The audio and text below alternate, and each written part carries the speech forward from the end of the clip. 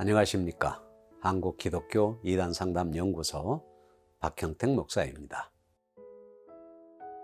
오늘은 요한계시록 15장에 기록된 내용의 핵심을 정리해 보고자 합니다. 요한계시록 15장은 계시록 16장에서 기록된 마지막 7 재앙 전에 일어나는 전후의 상황을 설명하고 있는 내용입니다. 그런데 16장의 마지막 7 대접 재앙 사건 전에 세상 종말 사건인 최후의 구원과 최후의 심판을 의미하는 알곡 추수와 포도송이 추수를 14장에서 먼저 기술하고 있다는 것은 계시록에 나타난 사건들이 시간적인 순서로 기록된 것이 아님을 분명하게 보여주고 있습니다. 요한계시록 15장은 마지막 7 재앙의 전주로서 두 부분으로 나눌 수 있습니다.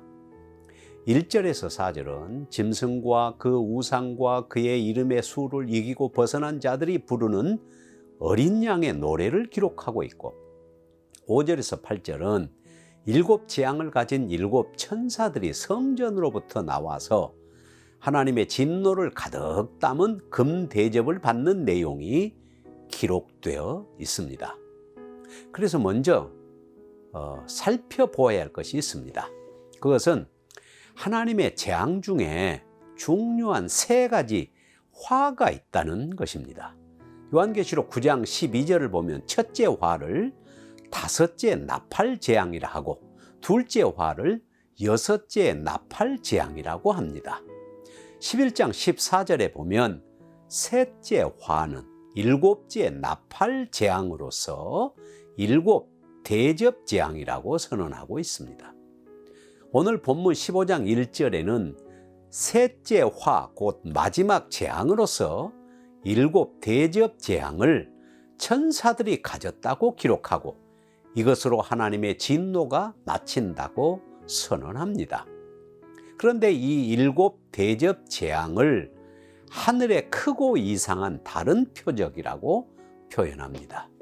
이는 용과 짐승과 짐승을 따르는 하나님의 대적자들을 향한 하나님의 마지막 재앙이 크고 기이하여 하늘에서 나오는 이적과 같다는 사실을 알려주고 있다 하겠습니다.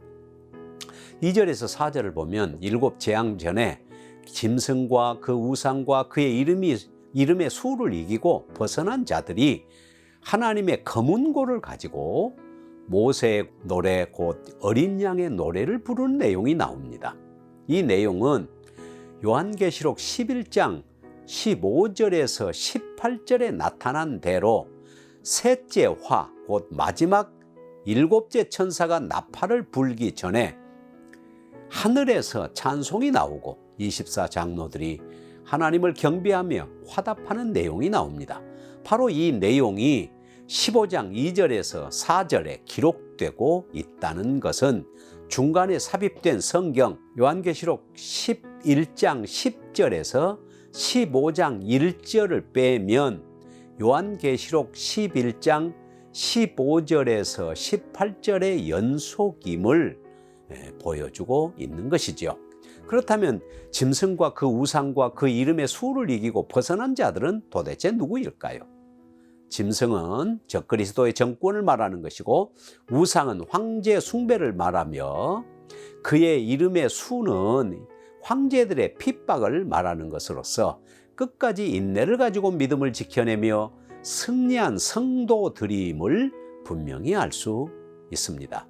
마귀와 그를 따르는 악한 무리들에게는 하나님의 심판을 받게 되지만, 믿음을 지킨 하나님의 백성들에게는 큰 구원이요 기쁨이기 때문에 찬송을 부르지 않을 수 없습니다. 그런데 이들이 부르는 노래를 모세의 노래, 곧 어린 양의 노래라고 합니다. 왜 모세의 노래를 어린 양의 노래라고 할까요? 이는 출애굽기 15장 1절에서 18절에 나오는 이스라엘이 홍해를 건널 때에 애굽 군대에게서 구원을 받은 하나님의 백성들이 노래한 것처럼 짐승과 우상과 그의 이름의 수를 이기고 벗어난 성도들이 그리스도를 인하여 구속받게 되는 기쁨을 노래한 것입니다. 그래서 모세의 노래를 어린 양의 노래라고 하는 것입니다. 찬송의 내용은 첫째, 하나님의 구원이 크고 기이하다는 것이고, 둘째는 주의 길이 의롭고 참되다는 것이요, 셋째는 주의 이름을 두려워하지 아니하고 영화롭게 아니할 자가 없다는 것이요, 넷째는 오직 주님만 거룩하시며, 다섯째는 주의 의로운 일이 나타났기 때문에 만국이 와서 주께 경배할 것이라고 하는 내용입니다. 자, 그리고 5절에서 8절은 마지막 심판 때 하늘에서부터 시작된다는 것을 보여줍니다. 계시록 11장 19절에도 하늘에서 하나님의 성전이 열리자 성전 안에서 하나님의 언약궤가 보이며 번개와 음성과 내성과 지진과 큰 우박이 있더라고 기록합니다. 오늘 본문에서도 하늘에 증거 장막의 성전이 열리며 7재앙을 가진 7천사가 성전으로부터 나온다고 합니다. 이는 마지막 대접 심판이 하나님의 성전에서 비롯된 것임을 분명하게 말씀하고 있는 것이지요. 여기서 분별해야 할 것은 5절에 하늘의 증거 장막의 성전이라는 말씀이 있는데요, 이것은 신천지 이단이 말하는 증거 장막 성전을 말하는 것이 아닙니다. 이 말씀은 하늘에 성전이 있는데 이 성전이 바로 증거 장막이다. In heaven the temple, that is the tabernacle of the testimony 라는 말씀입니다. 구약의 성막은 증거의 장막이라고 했습니다. 왜냐하면 성막에는 하나님의 임재를 상징하는 법궤가 있고, 법궤 안에 10계명을 기록한 두 증거판과 아론의 쌍난 지팡이와 만나가 들어있기 때문이지요. 이 법궤를 지성소 안에 두었고 두 그룹 천사가 지키는 모습이 성경에 그려지고 있습니다. 그런데 바로 이 성전으로부터 7재앙을 가진 7천사가 맑고 빛난 세마포를 옷을 입고 금띠를 띠고 있다고 합니다. 세마포를 입었다는 것은 7천사들의 성결함을, 거룩함을 의미하는 것이고, 가슴에 금띠를 띠었다는 것은 왕적 위엄을 나타낸다 할 것입니다. 하나님의 심판의 수종들은 7천사의 위상을 보여준다 하겠습니다. 그런데 이들이 내 생물 중에 하나에게 하나님의 진노를 가득 담은 금대접 7을 받는데, 하나님의 영광과 능력으로 말미암아 성전의 연기가 가득 차매 7천사의 7재앙이 마치기 전까지는 성전에 능히 들어갈 자가 없다고 기록하고 있습니다.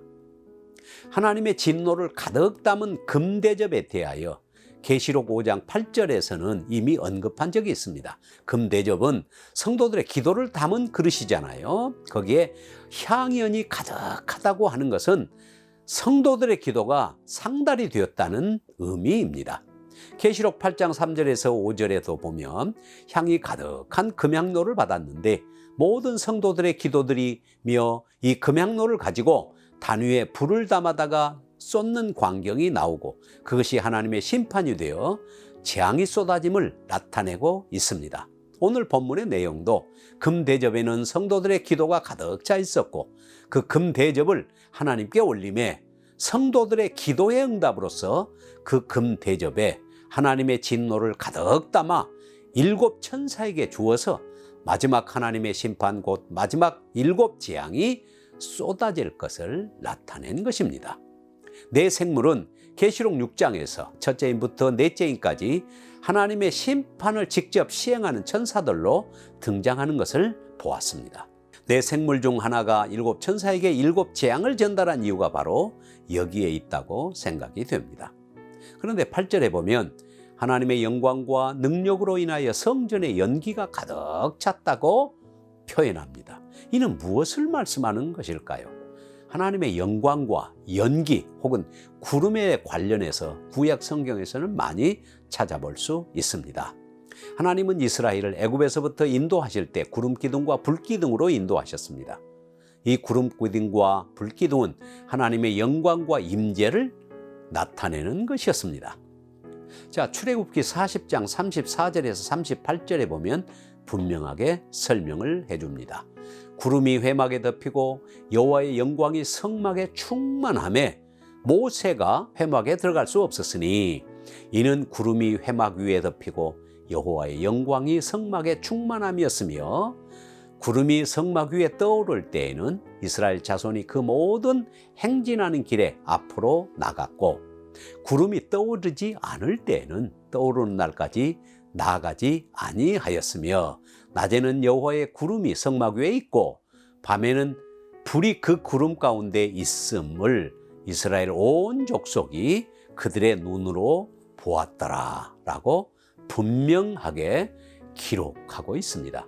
성전에 연기가 가득하여 성전에 능히 들어가지 못한다는 말씀은 하나님의 엄중한 심판의 때가 되었기 때문에 아무도 막을 수 없으며 성전에 들어가 더 이상 중보할 수 없다는 사실을 가리킨다고 생각이 되어집니다.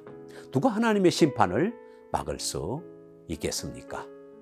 오늘 15장의 결론은 그리스도로 말미암아 구속받은 하나님의 백성들이 구원의 노래를 부르는 광경과 하나님을 대적하는 자들, 하나님의 엄중한 마지막 심판이 시행되는데 첫째, 이 심판은 성도들의 기도의 응답으로서 하나님이 심판하신다는 것을 말씀하는 것이고, 둘째는 하나님의 심판을 아무도 막을 수 없고 저지할 수 없다는 사실을 증거해 주고 있는 내용이 바로 15장의 내용이라 하겠습니다. 감사합니다.